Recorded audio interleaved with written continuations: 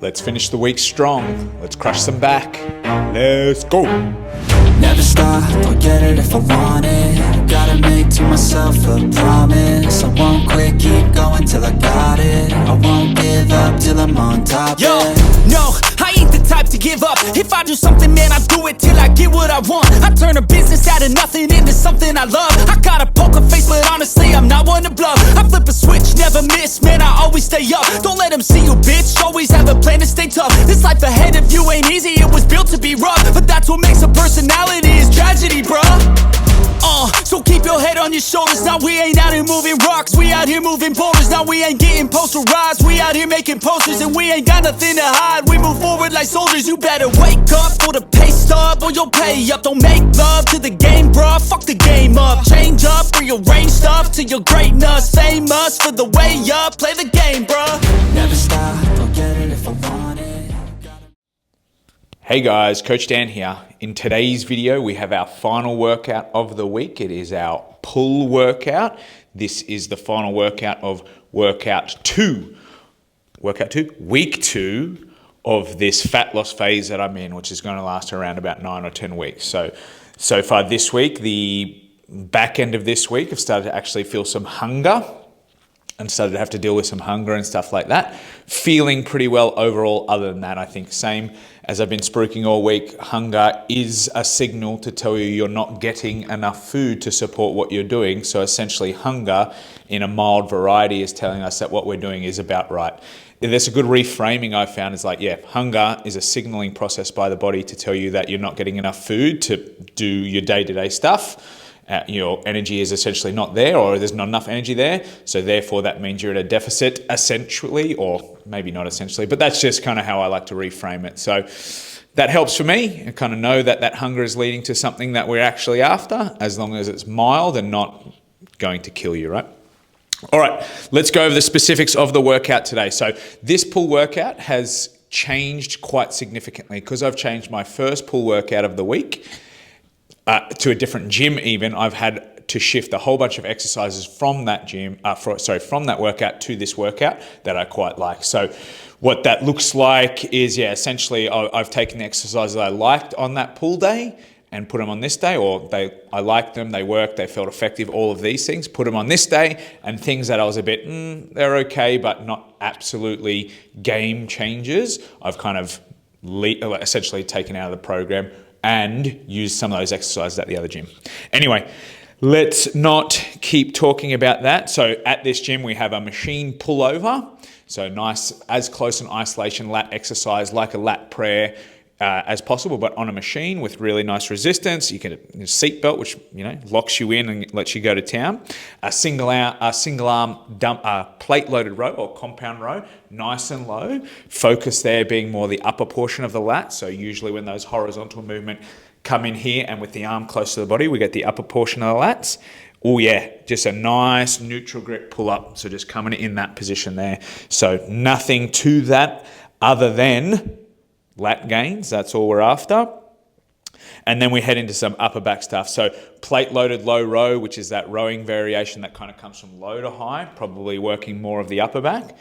Then we're going lean forward plate loaded row. So again, if we're having a movement come up like this, I lean forward into another rowing movement to have it come like this to try and focus on different parts of the upper back. And that's felt good. And then on this day as well, we're slotting in some lateral delt stuff because I wanted some extra volume, and this day it could fit. And some curls, some preacher curls next. And then again, because on my other day I couldn't use a particular kind of exercise due to availability, maybe I'll do that on today. So it'll be a cable Y raise or using the machine for basically a rear delt fly, but trying to use the upper back as well.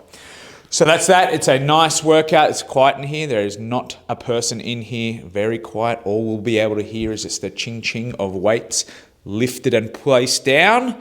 But let's not keep talking shit. Let's get out there. Machine pullover first.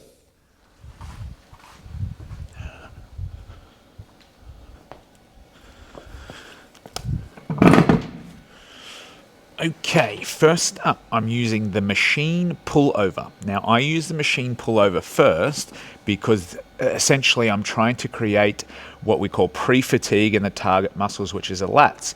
When I go and do my other movements like my rows and my pull-ups, I'll already feel the lats. So you can have this good mind to muscle connection. Now, is mind to muscle connection the most important thing in the world? No, but it is a nice thing to kind of give us feedback on what we're trying to work, and you can feel it. So I get the lats a little bit jacked up and a little bit toasty, and then I head to my rows and I can already feel them. So it's a really nice way to make sure we're focusing on what we want to focus on. So this is a machine pullover. Not all gyms have this in my experience. Like the other gym I train at doesn't have it. You know, some have ones that aren't always awesome as well. So it can be a little bit of an inconsistent machine, but this one's pretty good. But another option would be something like a lat press. So you set a bar or a rope or whatever your preference is up in a cable machine, and we're doing that kind of motion there. Gives us a similar benefit, which is the idea is we're trying to isolate the lat as much as possible. With all of our rowing movements, your bicep works because we're flexing the elbow. Now, when we do our pullovers, there's probably some other things getting in on the game here that can help do this movement, such as your rear delt, probably help pull in your arm a little bit, and also the long head of your tricep, because that essentially, along with the rest of the tricep, attaches into your lower arm to help straighten your elbow. It also goes and attaches into your scapula. So I can kind of pull this point to your scapula and help with this. But we want it to be as much about the lats as possible, so that's where our focus is. So this one here, we strap in with the seat belt, locks us in, creates some stability. We got this thing here. You know when you get one of these things where you have to push the weight, you're going to get a really nice range of motion and a big stretch. But as always, you go through your best range of motion and you don't go in excess of that. Now, there are I see two options as far as using your hands here go. Either going overhand on this bar or underhand. Now, ever since I went underhand on this, it feels more effective to me. I feel less tricep and things like that. And then we drag down into that position there.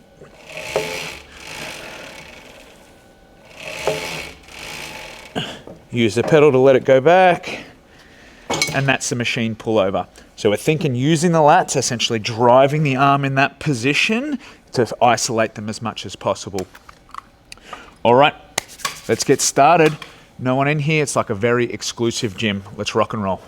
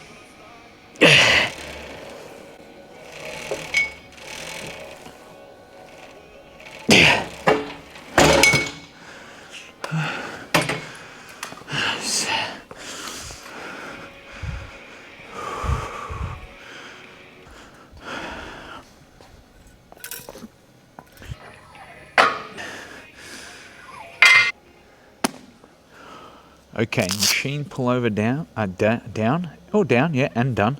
A little bit of fire in the lats, and then we head to our first pulling movement, which is the single arm plate loaded row, or this brand calls it a compound row.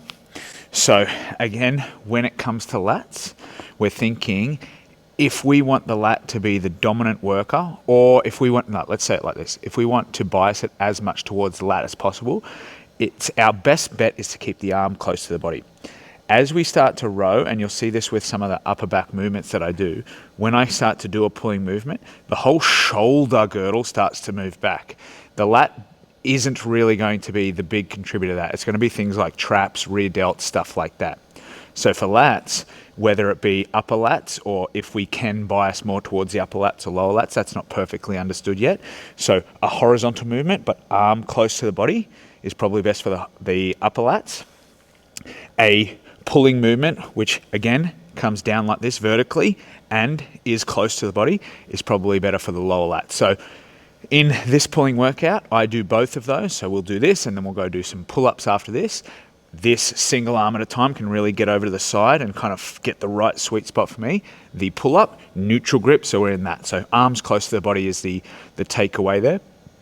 Now, with this particular row, I've got my straps on, and that's just going to help me ignore my grip in my hand so I can focus on driving my arm back and around and going through the path that the lats is best going to pull me through. So I'll take that. I'll strap into my handle. I'll place this foot. I'm only going to place one foot. I place it nice and high to completely help me not get pulled back by that. So the higher that is, the closer it is to kind of directly resisting that. We'll then pull it across, let everything stretch out, open up this whole lat so you feel that all stretch out. Sometimes I like to kind of pronate or go into an overhand position and then get back into that neutral position. Stretch, pull right in close to the body, squeeze the lats. Stretch, pull. So arm close to the body. I pronate, that feels like it gets me a little bit of extra stretch. So pronate being rolling my hand like this, and then as I pull, I come back into that neutral grip. But yeah, getting that big stretch, pulling close to the body, those are the big ticket items. Okay, let's build up our weight, and then we are on for our single arm compound row.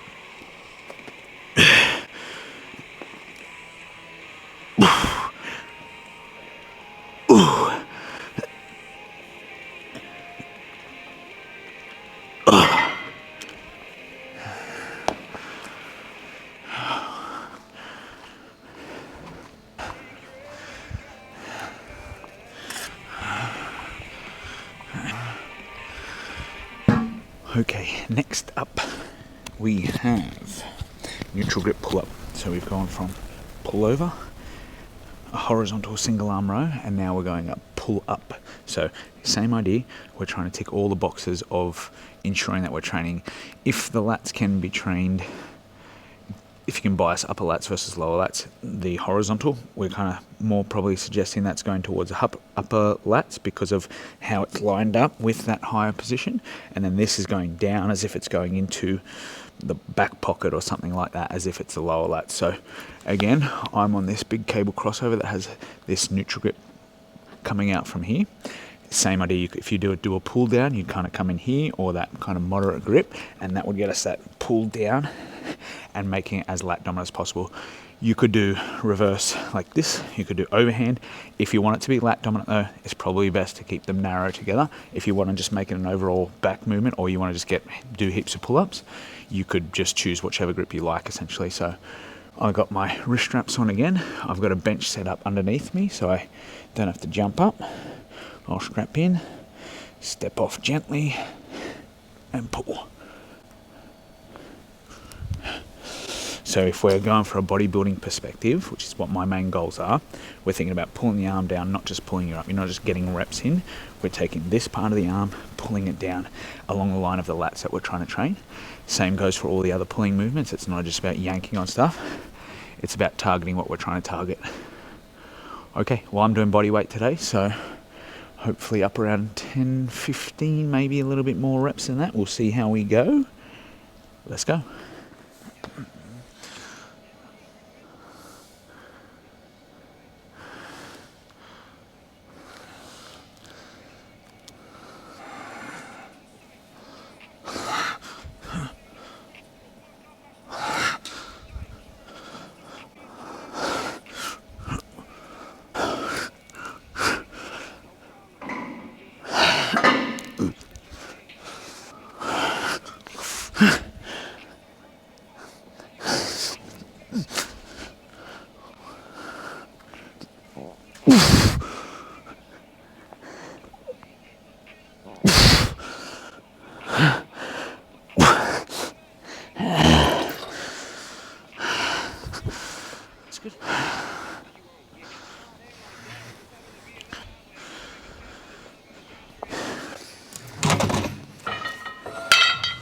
All right, so lat work done. Now we go to stuff that focuses more on the upper back. So we're starting off with a low row. So this low row starts down here and then angles up. So it's almost like this kind of shrugging motion. Now, as we spoke about with the lat training, the arm stays close to the body. This one, the arms will come away, thinking about moving the shoulders. So we've got this low row and then this one right next to it. We're going to do a lean forward row. So we're focusing on the lower part of the upper back. So we're ticking both boxes there. This machine's been going pretty well for me. So we keep going. So I like to reach over, grab the handles. I've got my straps again. To not have any grip issues, we strap in nice and tight. Sit back with the weights. Let it all roll forward over the chest pad. Squeeze the shoulder blades up and back. So the motion is no longer pulling your arm around. It's kind of moving the shoulder and that kind of shrugging sensation to best use the upper back and the traps. Yeah, that's all I got for you. Let's rip in.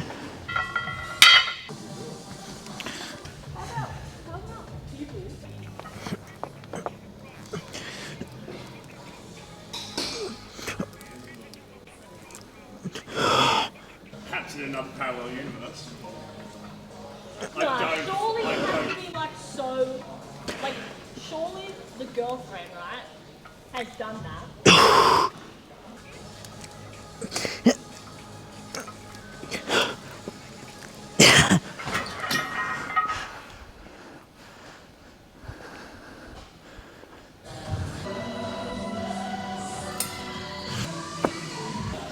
Alright, so we're back on the plate-loaded compound row.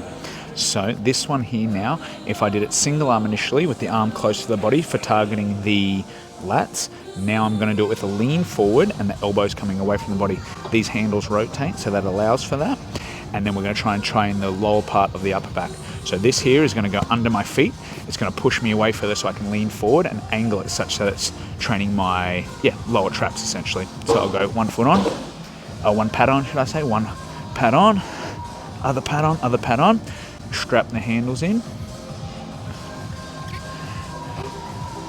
Lean forward, elbows high.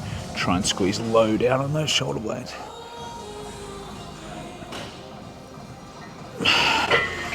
Very nice. So on my other pull day, I do this on a seated cable row machine. Yeah, with the idea to try and train the lower traps. So if the resistance is coming out like that and I was just to be upright, it obviously coming directly horizontally, but I move my position forward and then where it's actually coming or where the resistance is coming is kind of low down on the traps. So that's how I've been rolling with this one. So far, so good. And last back exercise. Let's get them done.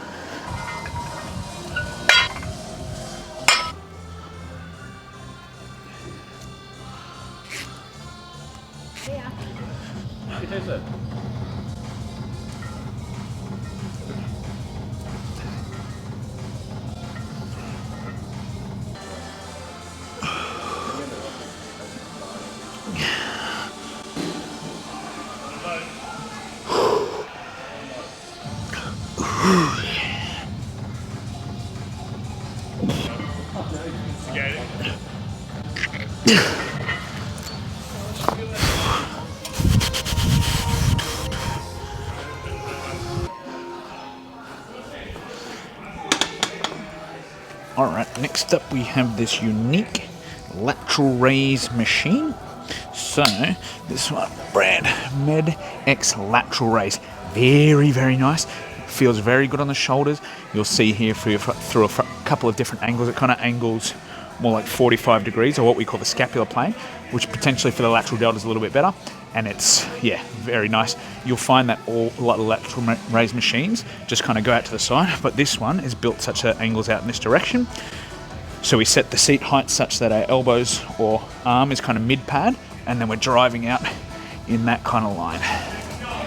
Elbows out to the side, driving with that elbow up. So if we think about the lateral delt, it's a muscle that kind of attaches to this side part. The deltoid tuberosity, the side part of your arm, comes in and attaches to the side part of the shoulder. So we don't care about this part of the arm. We only care about driving this up and taking these points towards one another.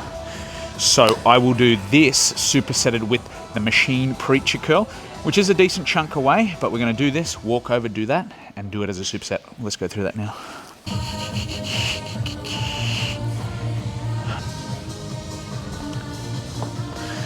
Next up, should I say along with this superset, so we've got that lateral delt raise machine, boom. We're gonna do a set of 10 to 20. We're gonna walk down here. So it's a fair chunk away, about 20 meters, but that might take 10, 20 seconds or something like that. That's part of the rest. Kind of jot my reps down on the way, do my set here and then walk back and pretty much go back and forth, taking little breaks in between. But the idea here is that we're going to do 5 sets of both of these because these are both points of my body that I'm working on, or an emphasis, should I say. And we've got 5 sets to do. So if I did 5 sets over there with rest breaks in between, that might take me, I don't know, 10 minutes. If I do these both together, I think I've measured it taking like 13 or 14 minutes together. So I'm saving some time, and they don't really affect one another. So that's a lateral delt exercise, and then we come down here and do biceps. So superset's going to be a good strategy to save time. If you are using muscles that aren't really going to affect each other too much, you can pretty much go to town. There is occasion where you might do, a superset with the same muscle group.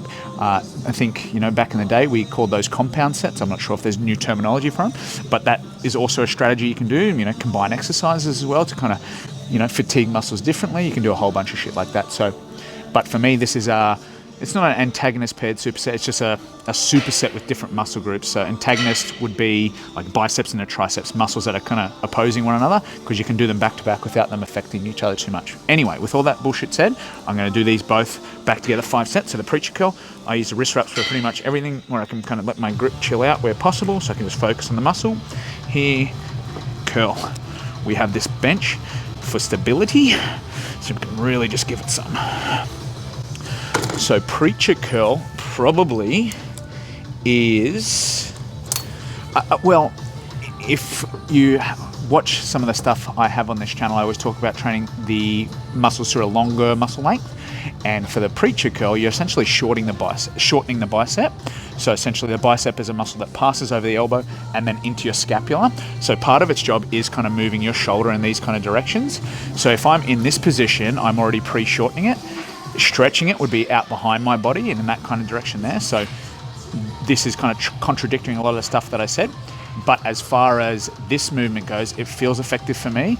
Potentially when it relates to these different kind of movements, they might preferentially train different parts of the same muscle. So we might have some, muscle growth in some different areas of the bicep that come from movements like this versus movements like incline curls or where the arm's behind the level of the body. So it feels effective. There is a theoretical reason to do it, and I've been getting better, and it feels, I already said it feels good. All right, anyway, let's go back to the lateral raise and start running the superset.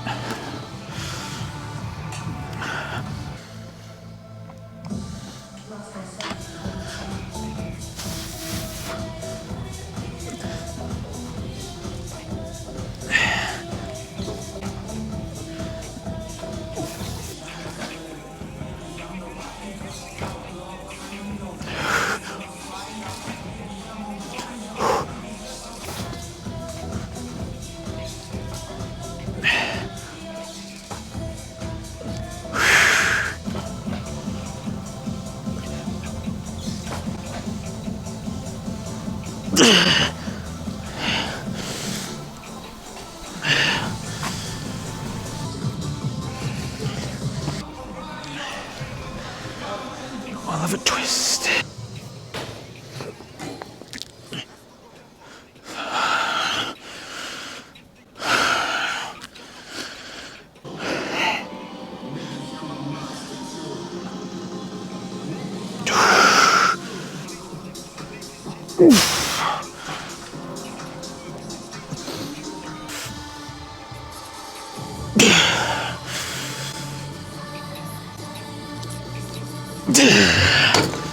Nice.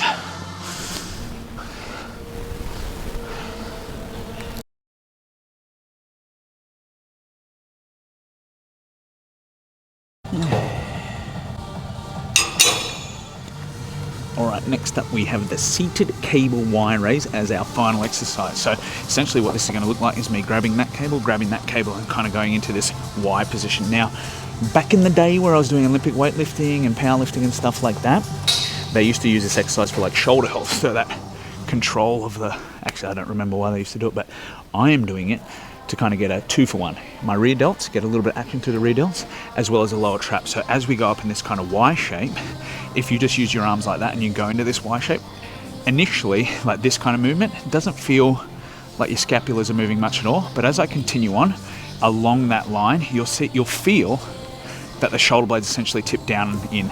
And I really don't get a lot of work or this kind of sensation, and I feel like it's a weak point for me. So I have incorporated this Y raise in versus doing just a standard rear delt fly at the end of a workout. So you get each individual cable and we raise and we raise.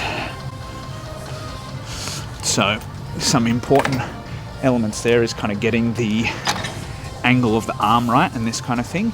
So you want to essentially get that into a position. So if you know the kind of movement you want, you essentially take that or both cables and line it directly up with that movement, so the resistance is going directly against you. Bench, just so I can sit down, because I like to sit down, stabilize, all that kind of jazz. All right, let's go.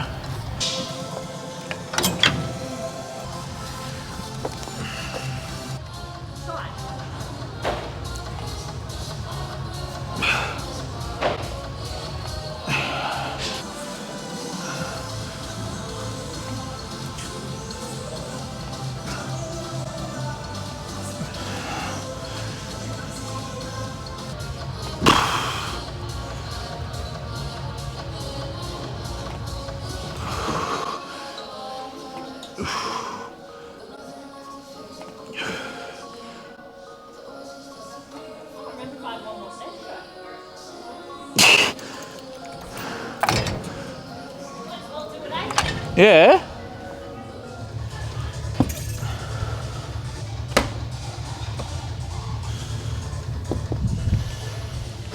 All right, that's a wrap on the workout, guys. Jeez, we've got some lining here. A big juicy back workout to finish this week, cap off week 2 of the fat loss phase.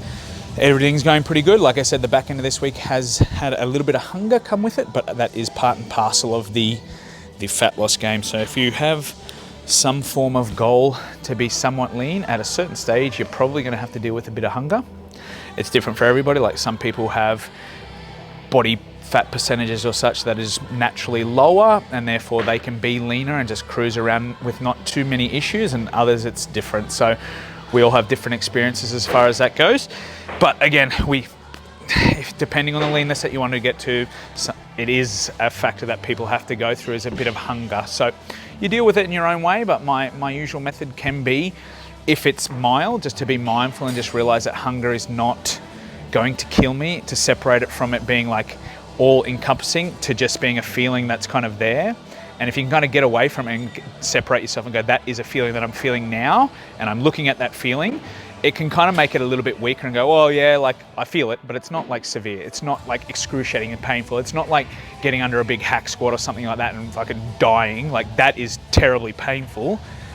Hunger is, mild comparably. So you can kind of separate yourself from that. And that's the idea of being mindful. Just watch it over there, go, yeah, it's there, but I have a goal to be lean. And in this way, you can kind of make a gap between reacting to it, or essentially, reacting to it in a way you shouldn't, because you can kind of give yourself a gap. Normally, emotionally, we have an emotion and then we react to the emotion. If you can make a gap between I am hungry and the action that you take, I am hungry, what am I going to do about this? Am I going to eat, McDonald's or something like that, or KFC or whatever? Or am I going to stay on track with my goal, go for a walk, go try and do something that kind of gives me that gap to not behave in a way that I don't want to. So that's kind of a tip for me. Sometimes they get pretty severe hunger, and in cases like that, you can have, sometimes I have sugar-free drinks, high volume meals like salads and vegetables and stuff like that. Well, these are strategies to potentially implement anyway. Caffeine sometimes can be helpful. So all these kinds of things can help, but ultimately, just kind of sitting there and going like, yeah, I'm hungry.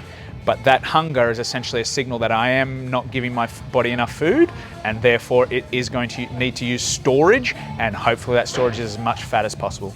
All right, that was longer than I was expecting that to be. As always, guys, if you're liking the content, please hit the little subscribe up here. If you want to check out another video, click on this one here. And as always, it's about progress over perfection. Coach Dan, signing off.